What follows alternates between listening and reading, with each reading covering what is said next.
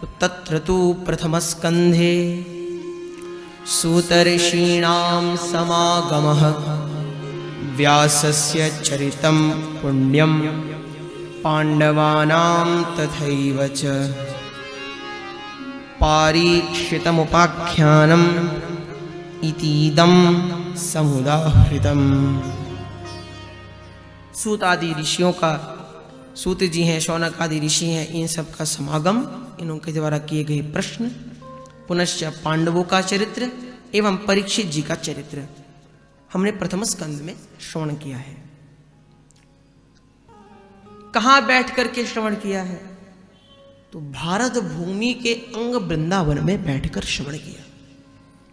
भारत भूमि, बड़े सौभाग्य से भारत भूमि में जन्म प्राप्त होता है,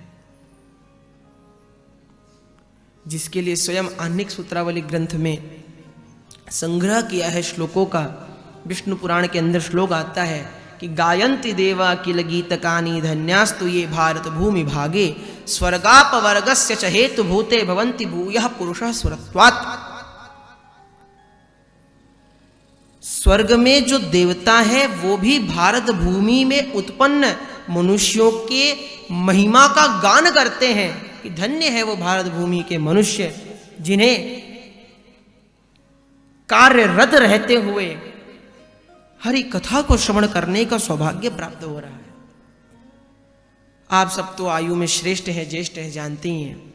आप सबके बाल्यकाल से अब तक यही सुनने में आ रहा है कि भैया कुछ ऐसे देश हैं जो पिछड़े हुए देश हैं। अमेरिका आदि देश ये डेवलप्ड कंट्री है, ये विकसित देश है।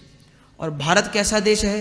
तो भारत विकासशील देश है, डेवलपिंग कंट्री है। हमने भी यही सुना है महाराज। तो पूज्य गुरुदेव हमारे उपहास में एक बात कहते हैं कि भारत कभी विकसित नहीं हो सकता महाराज। ये दूसरी दृष्टि से मत लीजिएगा। क्यों? क्योंकि जिसने कर्म करना बंद कर दिया ये सोचकर कि हम अपने सारे कर्म कर चुके हैं, हम विकास को प्राप्त कर चुके हैं, वही तो विकसित है ना। जो नित्य प्रति विकास के मार्ग पर बढ़ रहा है कि अभी विकास प्राप्त नहीं हुआ, वो तो बढ़ता ही रहेगा और विकसित होता रहेगा। क्यों? क्योंकि भारत के जो मनुष्य हैं वो बिना कर्म करे रुक नहीं सकते। अरे महाराज ये तो लॉकडाउन में नहीं रुके और तो बात छोड़ो। हम सब इतने कार्य कुशल हैं, ये भगवान का हम पर विशेष आशीर्वाद है। ऐसी भारत भूमि में भी वृंदावन धाम में हमें हरि चर्चा सुनने को मिल रही है। वृंदावन धाम स्वयं जिनके बारे में उपनिषदों में कहा, कृष्णोपनिषद में आता है,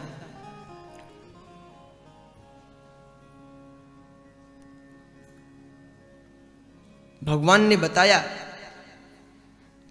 राम जन्म के समय जब ऋषि भगवान को आलिंगन करना चाहते थे तो भगवान ने कहा कि देखो अभी आप रुको, भवांतरे कृष्णावतारे यूयम गोपिका भूत्वा माम आलिंग्यथ।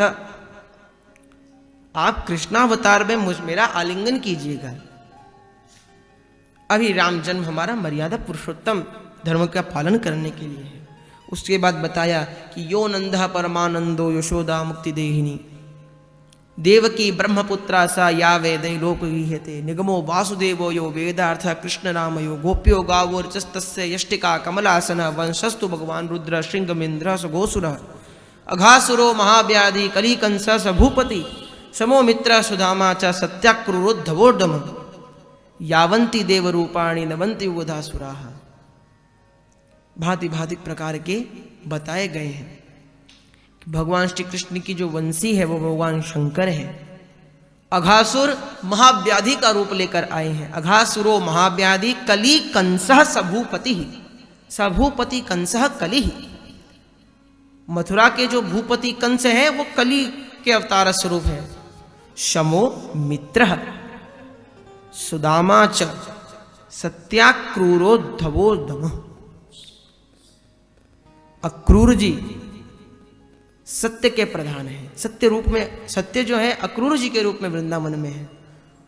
उद्धव के रूप में दम, दंभ नहीं दम, दम उद्धव जी के रूप में वृंदावन में है।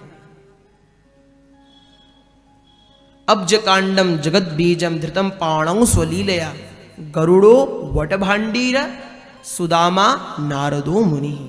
नारद जी स्वयं सुदामा के रूप में आए हैं, भांडीर वन के रूप में गरुड़ जी महाराज बैठे हैं। वृंदा भक्ति क्रिया बुद्धि सर्वजंतु प्रकाशिनी।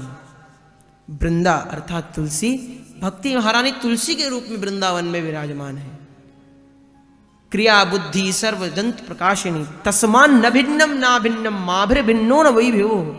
इसलिए भगवान भले ही वृंदावन से भिन्न दिखते हो, लेकिन वृंदावन से कभी भिन्न हो ही नहीं सकते। आपका हाथ जहां जाएगा, पैर जहां जाएगा, आप भी तो वहीं जाएंगे।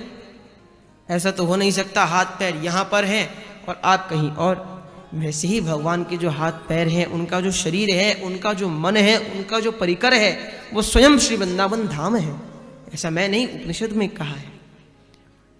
ऐसे वृंदावन धाम में जहां भगवान का नित्य निरंतर निवास है, जहां भगवान ने लीलाएं की है महाराज।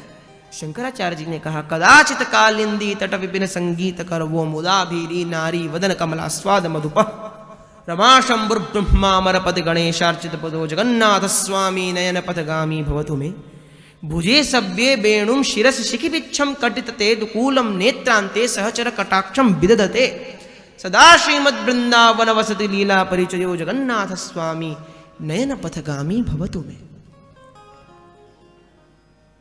सदा श्रीमद वृंदावनम वसति, कहा वसति? सह कृष्ण सह जगन्नाथ स्वामी वसति। यहां पर शंकराचार्य जी भगवान ने वसति शब्द का प्रयोग किया।